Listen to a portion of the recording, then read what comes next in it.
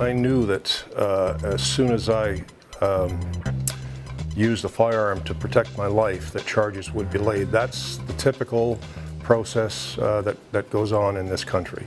The Crown seemed to have an agenda to make an example of me that would put the fear into every firearms owner in Canada that you are not allowed to defend your life. Ian Thompson spoke to him last week on the program. He is a man who has been punished just through having to go through the process of defending himself.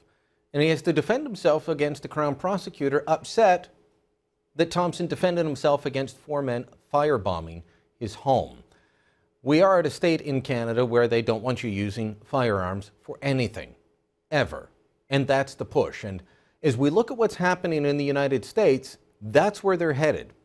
So I've got a warning to my American friends. Registration will lead to confiscation. And if you don't believe me, just look at what's happened here. Now, are they going towards registration in the United States? Well, according to the Washington Post, the Obama administration is considering a national database of all firearms in the U.S. to, quote, track the movements and sale of weapons, unquote. And if such a database comes to fruition, it will lead to confiscation. Last year, we ended our national long gun registry here in Canada. It was a national database of every rifle and shotgun in the country that was supposed to help police, well, track the movement and sale of weapons. Now, when it was introduced 20 years ago, critics said, hold on. If we register the firearms, they're going to be confiscated. And that criticism was just dismissed. It was ridiculed. Yet that's what was happening right up until the long gun registry was dismantled. As recently as last winter, law-abiding gun owners who had complied with the registry were having their rifles confiscated. In late 2011, hundreds, if not thousands of people who had legally purchased the Army Jaeger AP-80, a .22 caliber variant of the AK-47, were informed that their rifles had been deemed illegal and must be surrendered.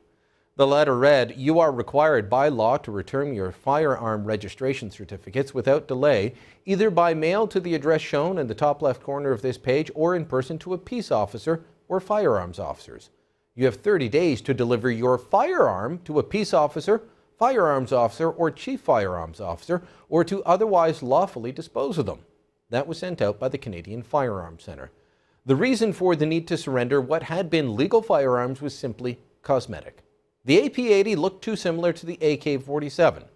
There were no interchangeable parts between the two rifles. The rifles were vastly different in terms of what kinds of ammunition they used. They also had vastly different uses, but they looked the same. And that was enough. That was enough. And what is more worrisome was that the decision to reclassify what had been a legal rifle for years and years, that decision was made by a bureaucrat, not by elected officials. There was no debate, no vote. It was just a bureaucratic decision. Somebody that felt the AP-80, legally owned for decades, was now too dangerous to be privately owned by law-abiding Canadians. Now, of course, confiscation of firearms could just be the start of it all. Confiscations of homes and cars could also head down to the United States. Former Marine Joshua Boston recently wrote a scathing response to California Senator Dianne Feinstein's gun control proposal, saying that he would not register his guns. Here's part of that letter. He said, "I am the man who fought for my country.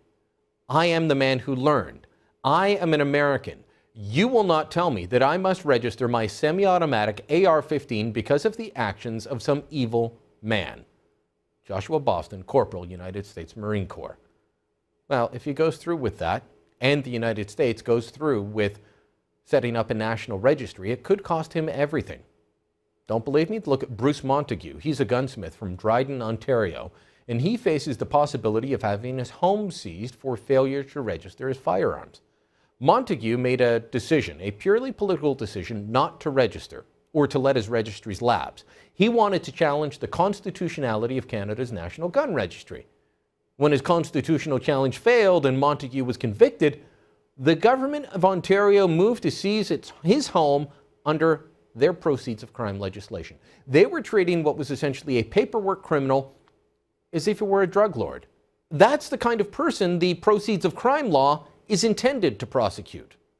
If the United States follows Canada's lead in registering all guns, putting them into a national database, then confiscation of rifles and shotguns won't be far behind.